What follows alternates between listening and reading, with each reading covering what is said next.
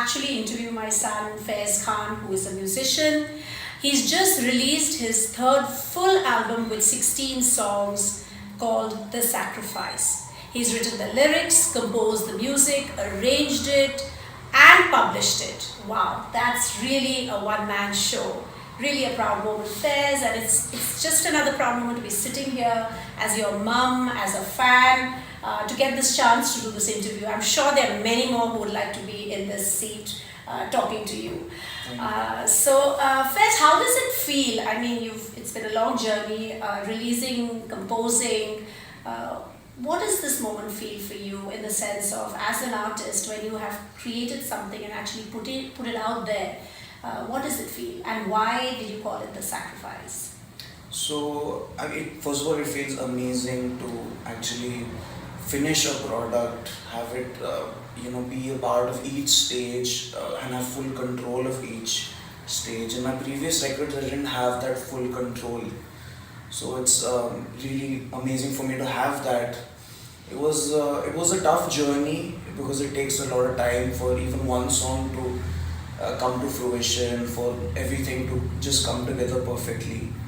So on that said, this was one of the most intense albums for me emotionally. Just it was a really intense record, and I try to show that. The Sacrifice is basically, so my previous albums, the previous two albums, the first one was called The Preacher. The second one was called The Beginning, and the third now is The Sacrifice. The reason I've called it The Sacrifice is because as a musician and people who are in the indie industry, you tend to sacrifice a lot of things in your life to focus on this career. It's a very high risk, high reward career. So that was really, that was something that I wanted people to feel when I wrote this record, and that's something that I wanted to be in the forefront. So, Faiz, I've heard you often enough say this, that music is a form of expression, self-expression for you. And this is a way you not only express yourself, but you connect to other young people. And somewhere I put myself into the shoes of a parent and say, okay, for us, if we need to understand young people, is listening into their music one of the ways in which we can understand not only you, but the generation you represent? Absolutely. I feel like music is a means of communication. For me, it's always been a means of communication. As a child, I was never really good with words in the sense of portraying, getting across what I felt or what I needed to say in a sentence or in a conversation. I always found it easier to do that in music.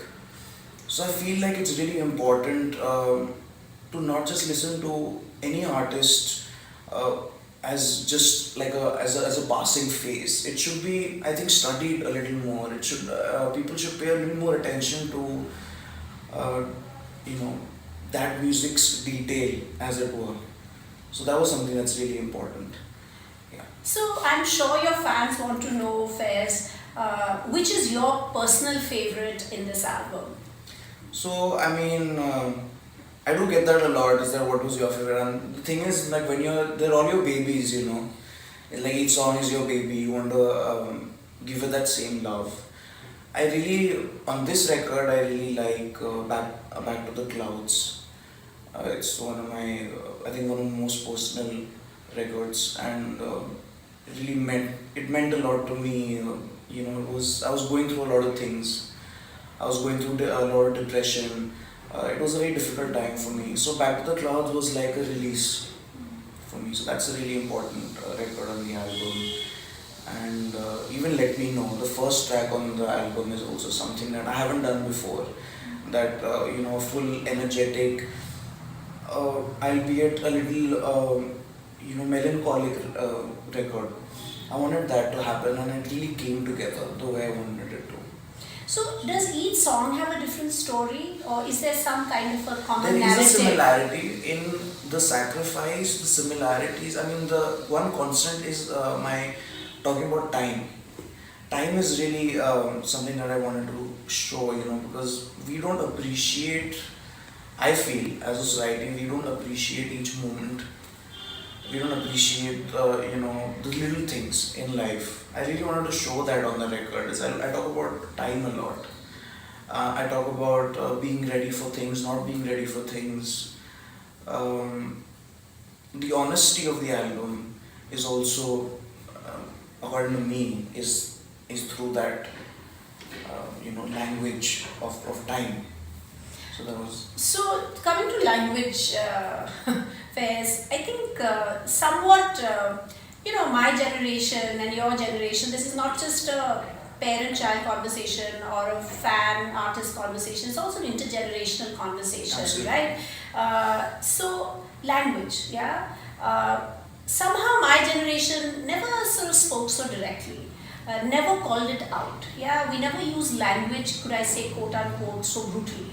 Not saying it's just words, but just a concept, the way we told things. But I think your songs are so honest that sometimes maybe my gen finds it a little tough to deal with it, though I think we're dealing with the same issues, but we've never sort of confronted them in this clear, direct way. So I just want to ask this question: is this how you sort of relate with one another in the younger generation? Everything's like out there, direct. Not really. I only know, apart from me, a few other people who want to have a conversation about, this politics of life. I'd like to say, there's a lot of things that are going on in society, and there are a lot of opinions people have. And having an opinion is great, but nowadays it's ridiculed a lot. I feel like everything is you either have to hate something or you have to love something. There is no in between. I feel like you have to give yourself the time to grow and the time to have an opinion. That's totally fine. Um, our generation, yes, there is. I think that is one of the biggest issues. Is that we all talk a big talk, but then we can't walk it. So that's really really important. I feel like you need to practice what you preach. Wow, the Right. preacher is here in Yeah. fairs always. So that's really fascinating to see that in some way you're actually while you're talking about your own generation, you're also talking with your own generation and having that honest Absolutely. conversation. I think that's really really amazing. And I think one little story I think I want to tell is that sometimes fairs have said, "Mom, you won't like this song because it's got some abuses." So I would like, okay, let me sort of drop my reservation and think about it, because today there's lots of explicit content music, yeah. Everywhere you hear, it's there's nothing really hidden. It's out there. So even in my own sort of appreciation of music or what's going on, I've sort of become much more open and ready to sort of accept the kind of music that's coming, meaning the lyrics and the stories they tell. So do you find this funny with sort of my generation, that we're like, we're always sort of a little bit. Look, I understand. See, the thing is that I was born in the internet age, so there is going to be that gap. Is that, I think my generation is more of, I think we're more impulsive. We just like to do a lot of things and not really think about them. When I use expletives in my records, it has a reason. Okay. I don't just swear because I want to. There's a reason behind it. For example, the Gold Rush on this new record. I feel like that was very. It was very. It meant a lot to me. It's like in that song, I was like on a telephone. It was like I was having a conversation on the phone with somebody, with the other person. And in real life, when you talk, you don't censor yourself, right? Yeah. So that is something I wanted to show. There are a lot of things that, there is a reason behind it, is what I'd say. I don't know about other artists and how they do things, but every word is measured, I'd say. Wow. So I just wanted to ask you, the Sacrifice is very different from your other albums, yeah. In the tonality, in the way you've used your own vocals, the way you've written the lyrics, it's more in places hip and it's sort of very interesting. In one side of it, sort of makes you believe it's like cool and dancing, but then the lyrics are really serious and somewhat dark as well. I mean, how do you differentiate this album from your other albums? And what would you say is going to look at the future? I mean, what is, you've reinvented yourself with the Sacrifice. So are we going to see, what about this album, and are we going to see a new Fairs going forward? That's a really good question. I feel like I was heading towards this place.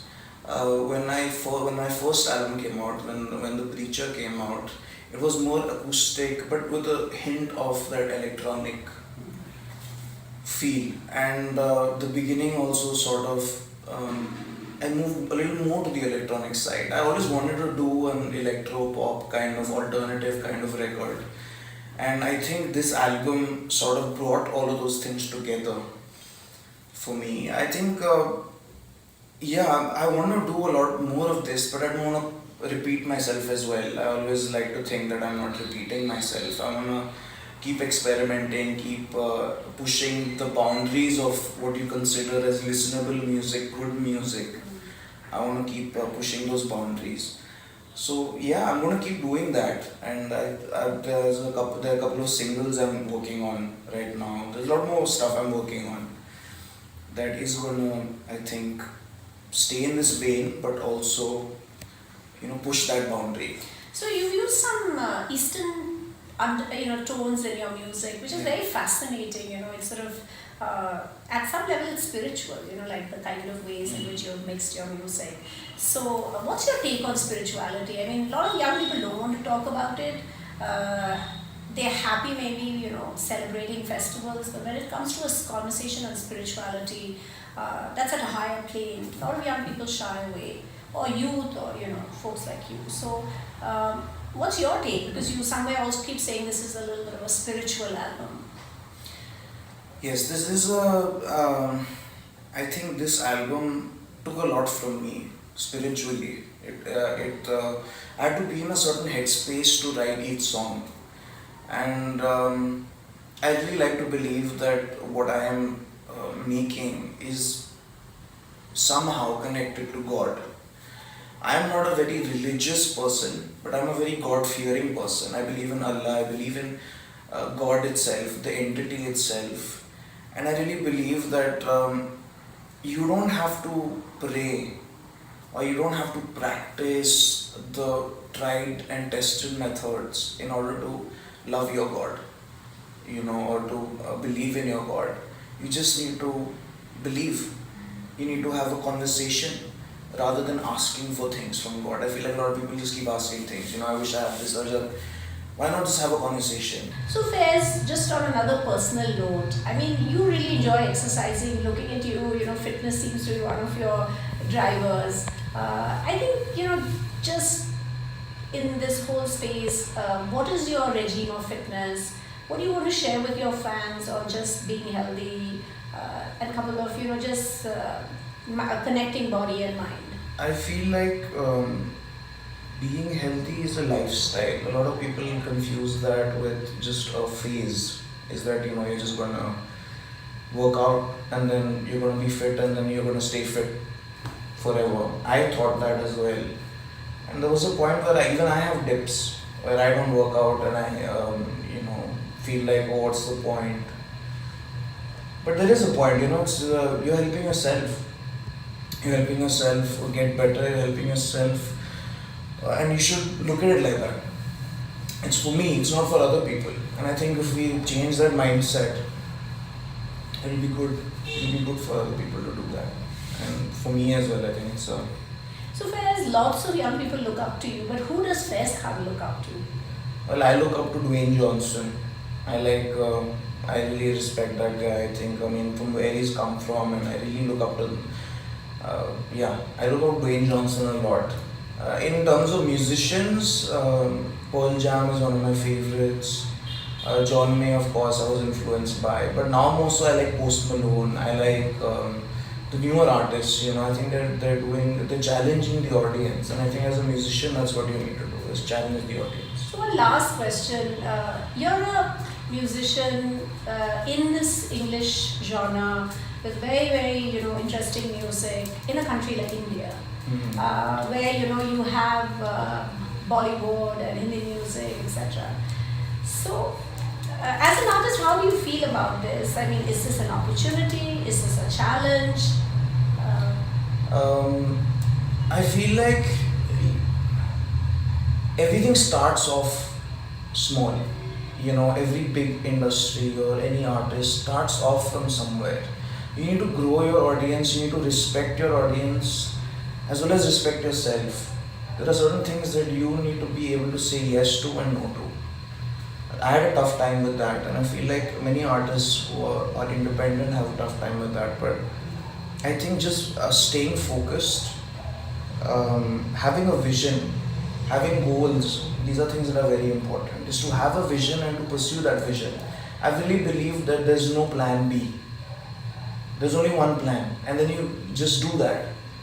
There should be a shorter time frame between thinking and acting. I think about what you do, but also don't keep thinking about it. So that's something that. So thanks, Wes. Really an inspirational moment, and I just want to share that as a parent, we keep learning so much from our children, and I must confess that raising this 22-year-old has been quite a journey. The stubbornness about wanting to be a musician, not understanding it, giving him a fairly tough time about it, and then now coming to really understand that what you have to do and what you want to be in the world is coming from inside. And love you, son, and all the best on your endeavors, and promise to stand behind you. Yes. So for more music, please go on to Apple Music. Fez Khan is streaming there with his new album, The Sacrifice. Do enjoy it. Keep in touch with him. I think music is a journey, a living journey. So enjoy. Thanks, Fez. Thank you.